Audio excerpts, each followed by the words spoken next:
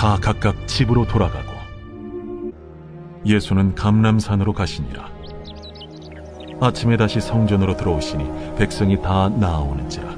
앉으사 그들을 가르치시더니 서기관들과 바리새인들이 음행 중에 잡힌 여자를 끌고 와서 가운데 세우고 예수께 말하되, 선생이여, 이 여자가 간음하다가 현장에서 잡혔나이다. 모세는 율법에 이러한 여자를 돌로 치라 명하였거니와 선생은 어떻게 말하겠나이까? 그들이 이렇게 말하면 고발할 조건을 얻고자 하여 예수를 시험함이로라. 예수께서 몸을 굽히사 손가락으로 땅에 쓰시니 그들이 묻기를 맞이 아니하는지라. 이에 일어나 이르시되, 너희 중에 죄 없는 자가 먼저 돌로 치라. 다시 몸을 굽혀 손가락으로 땅에 쓰시니 그들이 이 말씀을 듣고 양심의 가책을 느껴 어른으로 시작하여 젊은이까지 하나씩 나가고 오직 예수와 그 가운데 섰는 여자만 남았더라. 예수께서 일어나사 여자 외에 아무도 없는 것을 보시고 이르시되, 여자여, 너를 고발하던 그들이 어디 있느냐? 너를 정죄한 자가 없느냐?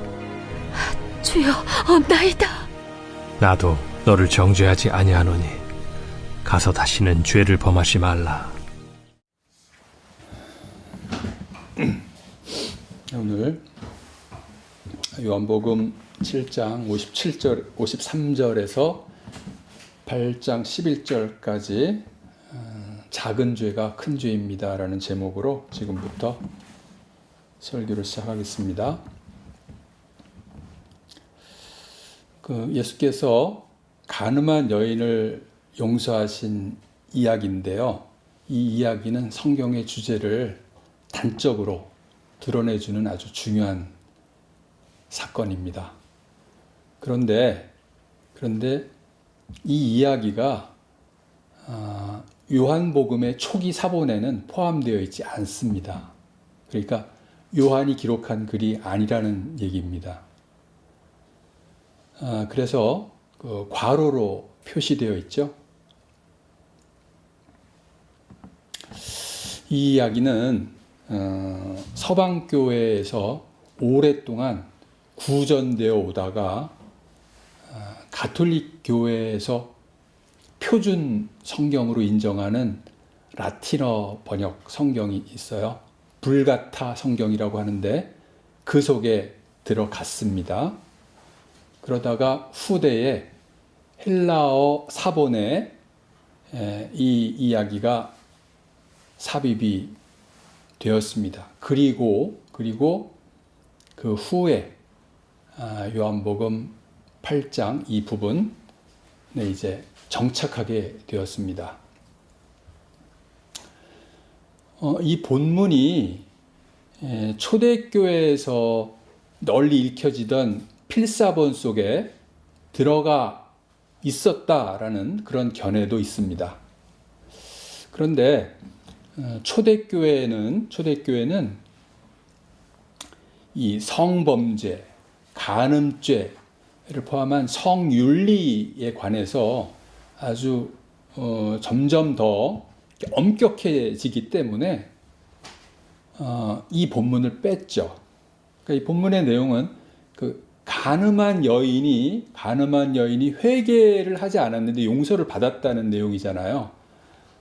그러니까 이 이야기가 빠진 거예요. 그리고 이제 좀 시간이 지나서 나중에 요한복음에 이제 끼워 넣었다라는 그런 얘기입니다. 이 본문은요, 가톨릭 교회를 중심으로 해서 소집된 1545년에 열린 트리엔트 공의회라는 그 모임에서 불가타 성경, 조금 아까 제가 말씀드렸죠, 라틴어 번역 성경, 이거 이제 공식적인 성경으로 인정이 되었어요. 가톨릭 교회에서 이 부분을 많이 주장을 합니다. 그러면서 이 본문이 이 정경의 본문으로 확정이 된 거예요. 그리고 나서 아마 개신교까지 파급이 된 것 같습니다. 그러니까 교회사적으로 보면 이 본문에 대해서 이거는 성경과 동일한 권위를 지녔다라고 말할 수가 없어요. 그래서 이걸 성경으로 인정하지 않는 사람들도 있습니다. 그런데 이 본문을 들여다보면 모든 사람이 죄인이다. 그리고 그 죄인을 구원하기 위해서 오신 그리스도의 모습이 단적으로 드러나 있습니다. 조금 아까 제가 저도의 성경의 주제를 아주 단적으로 드러냈다 이렇게 말씀을 드렸는데, 그리고 이제 11장을 보면 다시는 죄를 범하지 말라 이런 말씀을 하시거든요. 그 말씀에 이어서 12장에 보면 세상의 빛으로 오신 그리스도를 따라야 한다는 해법을 제시했다고 이렇게 볼 수 있어요. 흐름이 많은 사람들이 부자연스럽다 이렇게 말을 하는데 제가 봤을 때는 자연스럽습니다. 자연스러운 흐름이라고 볼 수 있습니다. 그러니까 이 본문은요,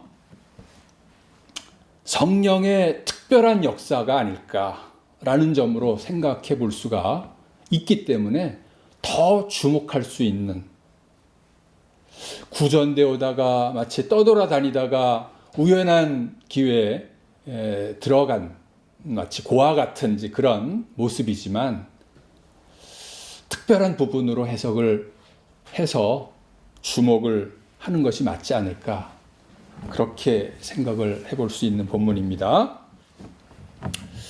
지금부터 이제 본문에 대한 이야기를 좀 하죠.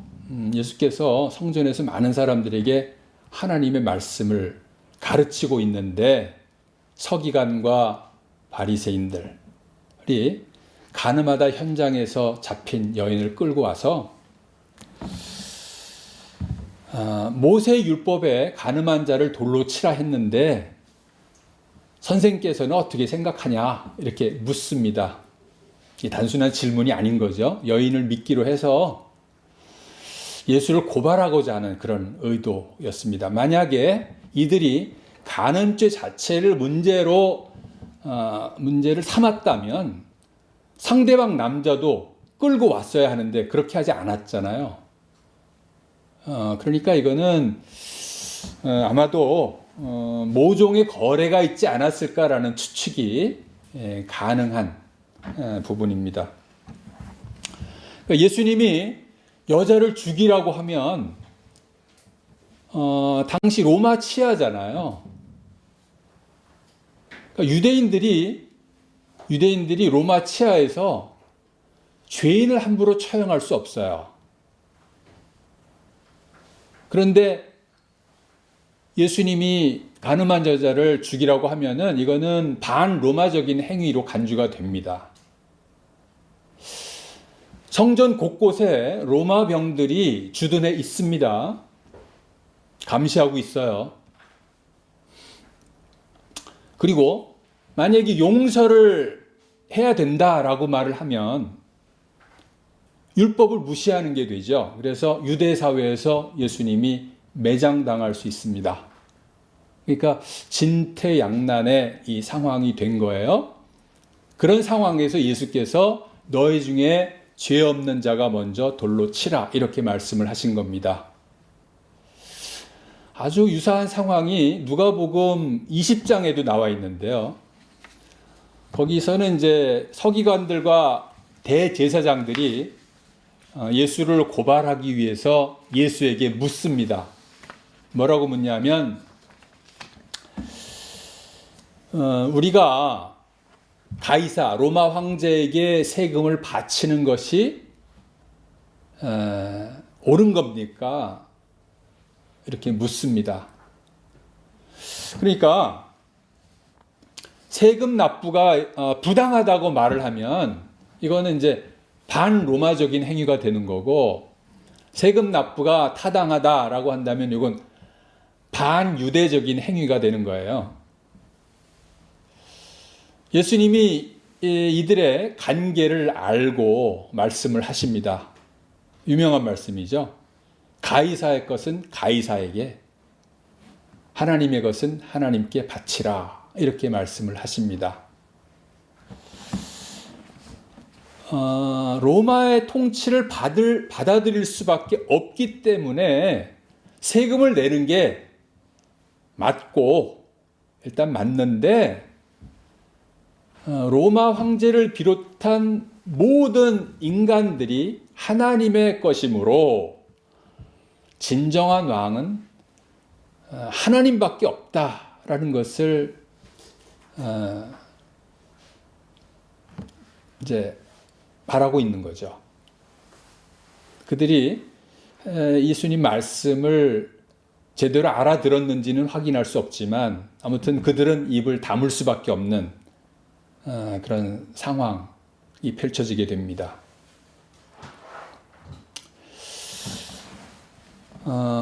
서기관들과 바리새인들이 너희 중에 죄 없는 자가 먼저 돌로 치라는 예수님의 말씀을 듣고 매우 당황을 했습니다. 그리고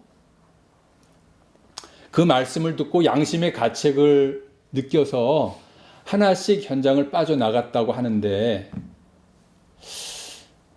바리새인들 아시잖아요. 위선과 가식의 표상인데 자신들의 죄를 인정하고 그리고 자신들의 그 간계를 그 간악한 계획을 이렇게 포기했다는 게 참 이렇게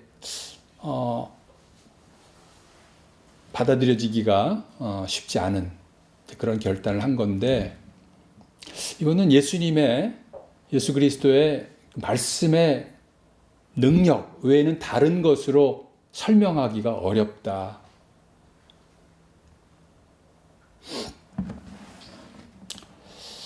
예수께서 말씀을 하시기 전후에 몸을 굽히시고 손가락으로 땅에 뭔가를 쓰셨다 이런 말이 있습니다.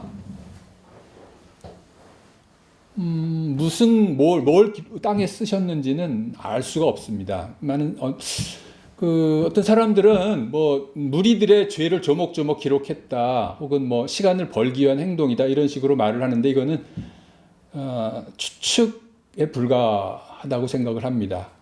다만 신명기 9장 10절에 보면 그 돌판의 글은 하나님이 손으로 기록하신 것이요 라는 말씀이 있습니다. 돌판의 글은 모세가 시내산에서 받은 그 율법을 의미합니다. 그러니까 신명기 9장 10절 말씀을 연상하게 되면서 이렇게 정리가 가능할 것 같아요. 너희 중에 죄 없는 자가 돌로 치라는 예수님 말씀이 율법을 정하시고 율법을 기록한 하나님의 말씀이라는 것을 드러내기 위한 그 행동을 한 것이 아닌가, 이런 해석이 충분히 가능합니다.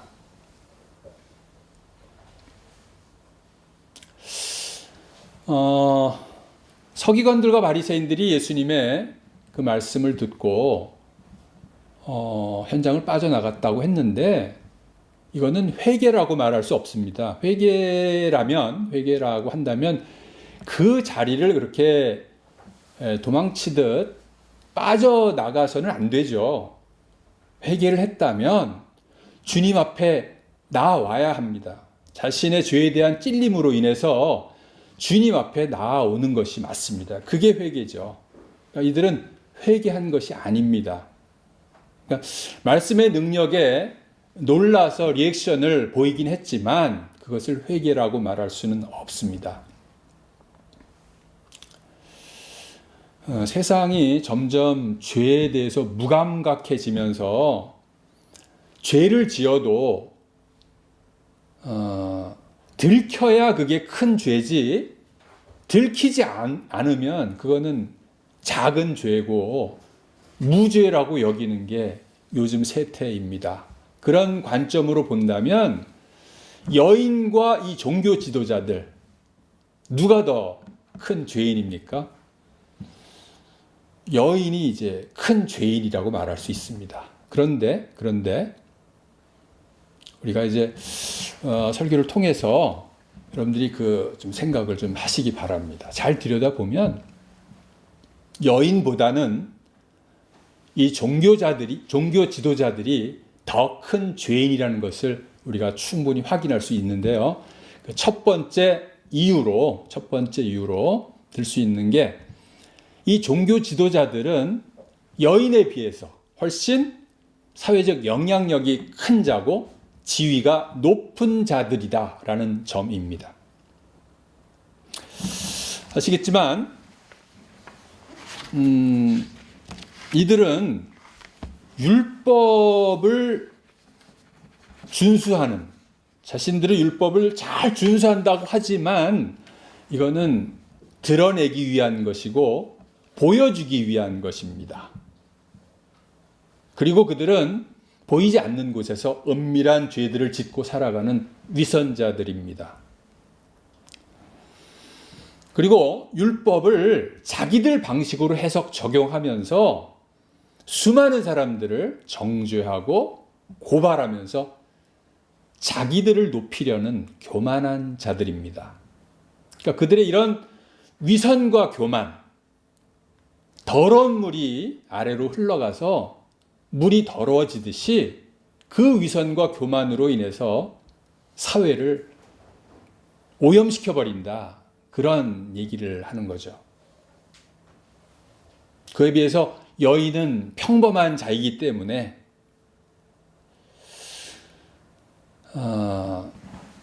남들에게 뭐 큰 영향을 주어서 오염을 시킬 만한 그런 여지가 적지 않겠나, 그런 점에서 말씀을 드린 거고요. 오늘날 한국 교회도 이런 율법주의자들이 교회를 더럽히고 무너뜨리고 있다는 사실을 우리가 다시 한번 주지했으면 좋겠습니다. 오늘날 많은 율법주의자들, 그들은 위선적이고 교만을 일삼는데, 그런 위선과 교만을 중산층 사람들이요, 거부감을 갖기보다는 오히려 호감을 갖습니다. 그래서 중산층 사람들이 죄에 대해서 부담을 갖지 않고 교회를 다닙니다. 그러면서 교회를 더럽히고, 그리고 교회를 그 이익 사회로 만들어 가는데, 교회가 이익 집단이 아니잖아요, 그죠? 그렇게 이익 집단으로 만들어 가는데 큰 기여를 하고 있습니다. 그런가 하면 그들은 말씀을 읽어야 한다 이렇게 강조를 하죠. 그런데 빠르게 읽어야 되고 많이 읽어야 된다,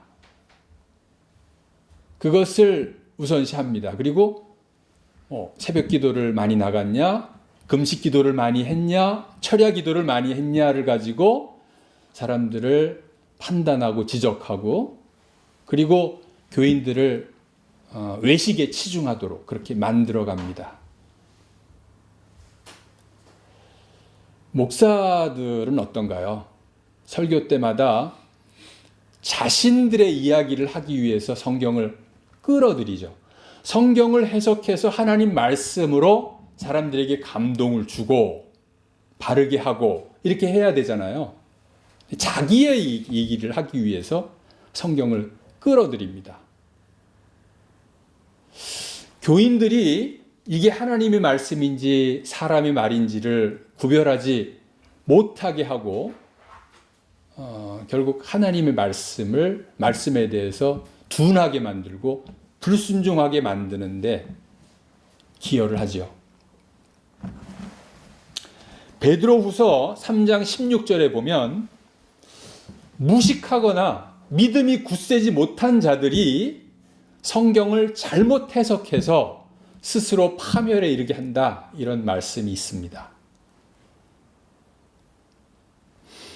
마태복음 23장 13절 말씀 주보에 나와 있는데 다 같이 한번 읽어보도록 하겠습니다. 마태복음 23장 13절 말씀이요. 자, 시작. 화 있을진저 외식하는 서기관들과 바리새인들이여, 너희는 천국 문을 사람들 앞에서 닫고 너희도 들어가지 않고 들어가려 하는 자도 들어가지 못하게 하는도다 라고 했습니다. 그들에게 무서운 심판이 기다리고 있다는 것을 그들뿐만 아니라 우리도 알아야 합니다. 왜냐하면 그런 죄를 지으면 안 되기 때문에 그렇습니다. 간음한 여인에 비해서 종교 지도자들의 죄가 더 무겁다라고 말할 수 있는 두 번째 이유, 근거를 말씀을 드리면 그 종교 지도자들은 여인에 비해서 죄에 대한 인식이 선명하지 못하다는 것입니다. 제가 이야기 하나를 들려드리겠습니다. 어느 마을에 아주 지혜로운 노인이 살고 있었습니다. 그래서 마을 사람들은 지혜로운 노인을 찾아와서 자신의 삶의 문제, 어려운 점들을 이렇게 내놓고 또 상담을 하고 해결책을 구하곤 했습니다. 어느 날 2명의 여인이 지혜로운 노인을 찾아왔습니다. 첫 번째 여인이 노인에게 자신의 삶의 문제를 이야기합니다. 젊었을 때 남편에게 말 못할 큰 죄를 지었다는 거예요. 그로 인해서 지금까지 양심의 가책을 느끼면서 괴롭게 살고 있다고 합니다. 그러면서 어떻게 해야 할지 모르겠다 이러면서 이제 노인에게 고민을 털어놓았습니다. 두 번째 여인이 자신의 고민을 털어놓습니다. 자기는 남편에게 그렇게 도덕적으로 큰 죄를 짓지는 않았지만 남편과의 성격 차이로 인해서 사흘이 멀다 하고 싸우고 그래서 힘들다는 거예요. 이 문제를 어떻게 해결했으면 좋겠냐 하면서 노인에게 고민을 털어놓았습니다. 지혜로운 노인이 두 여인의 말을 듣고 첫 번째 여인에게는 주춧돌 만한 큰 크기의 돌을 가져오라고 이렇게 얘기를 합니다. 두 번째 여인에게는 밥그릇 정도의 크기의 작은 돌을 여러 개 갖고 오라고 이렇게 얘기를 합니다. 그래서 그 여인들이 노인의 말을 따라서 첫 번째 여인은 하나의 돌이긴 하지만 되게 크고 무거우니까 매우 힘들게 이렇게 땀을 뻘뻘 흘리면서 가지고 왔습니다. 두 번째 여인은 여러 개지만 무겁지 않으니까 쉽게 여러 개의 돌을 가지고 왔습니다. 노인이 다시 얘기합니다. 가져온 돌들을 다시 제자리에 갖다 놓으라고 이렇게 말을 합니다. 첫 번째 여인은 돌 하나 가져왔잖아요. 그러니까 가져온 위치를 금방 찾아서 제자리에 갖다 놓았습니다. 두 번째 여인은 돌이 여러 개잖아요. 어디서 갖고 왔는지 확인하기가 좀 어려운 상태에서 제자리에 갖다 놓는데 상당히 애를 먹었다고 합니다.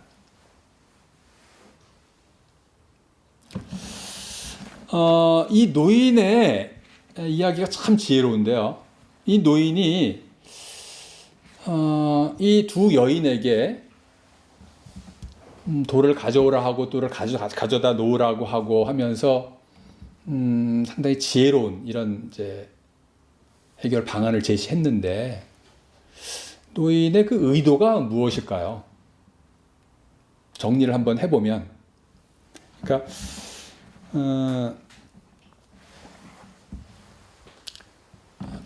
큰 죄는요, 큰 죄는 죄값도 크고, 그러니까 고통의 무게도 크겠죠.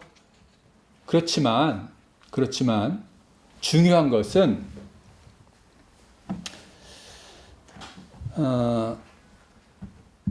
죄를 분명히 알고 고백할 수 있다는 거죠. 근데 작은 죄는요, 작은 죄는 어떻습니까? 횟수가 많아지면서 죄를 기억하고 고백하기가 어렵다는 거예요.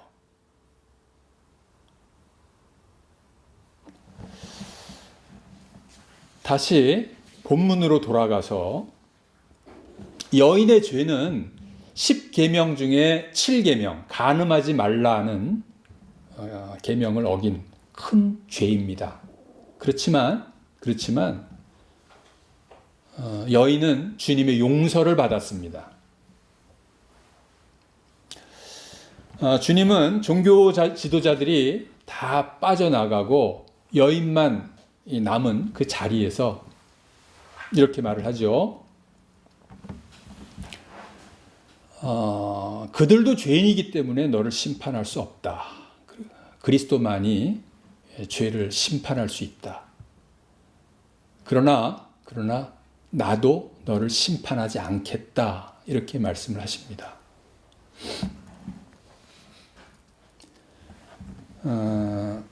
군중들의 시끄러운 소리, 세상의 소리죠. 소리를 차단하고 오직 주님의 음성만 들을 수 있는 자리로 여인을 데리고 와서 주님의 음성을 듣게 합니다. 그리고 주님이 용서의 말씀을 선포하신 것입니다.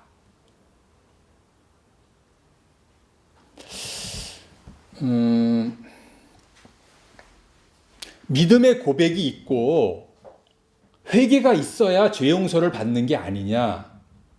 이런 게 이제 상식적인 이야기죠.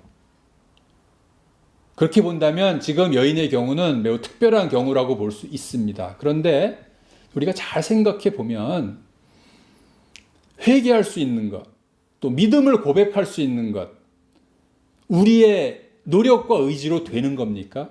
그건 위로부터 오는 것입니다. 그러니까 여인이나 우리나 그러니까 조건 없이 은혜를 받아서 그러니까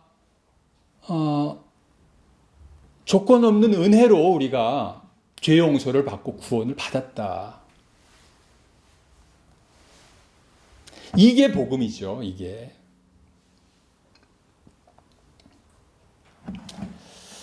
여인은 자신이 그러니까 주님의 이런 용서의 선포의 말씀으로 인해서 자신의 죄를 분명히 인식하게 되었을 거고요. 그리고 용서를 받아들일 수밖에 없는 은혜를 지금 경험하고 있는 겁니다. 예수께서 다시는 죄를 짓지 말라고 하셨는데 은혜로 인해서 죄에 대한 경각심을 갖기 때문에 죄를 더 이상 짓고 살기가 어렵게 된 거죠. 그러니까 하나님의 은혜와 하나님의 공의 두 가지는 이게 불가분의 관계라는 것을 다시 한번 확인하게 되는 부분입니다. 이에 비해 종교 지도자들은 주님의 음성을 듣고 양심의 가책을 느꼈지만 주님 앞으로 나오진 않았습니다. 무리들 속에 있다가 무리들 속으로 사라졌죠.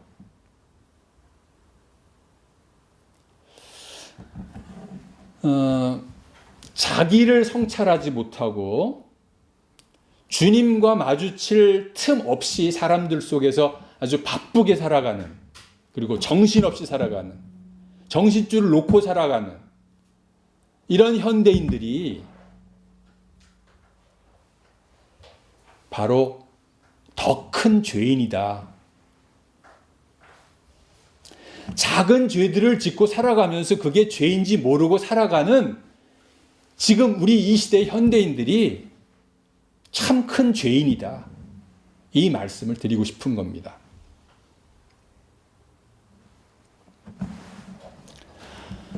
김현승 시인의 가을의 기도라는 시를 들려드리고 설교를 좀 마무리할까 합니다.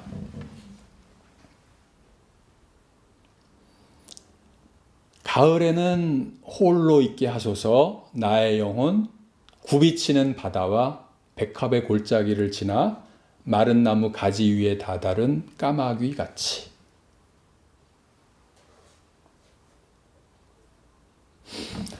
인생 길을 가다 보면 참 고달프기도 하고요. 참 머무르고 싶은 아름다운 순간, 찬란한 순간도 있습니다. 그러면서 그 내면의 아우성이 커지는데요. 그 내면의 아우성 소리를 잠재우고 하나님과 마주치기 위해서, 하나님과 눈을 마주치기 위해서, 하나님과 가까이 하기 위해서 고독한 상태에 머무르기를 주저하지 말라는 그런 의미가 담겨 있는 그런 시입니다. 김현승님의 이 기도가 우리들의 기도가 되었으면 좋겠다라는 그런 바람을 가지면서 설교를 마치도록 하겠습니다.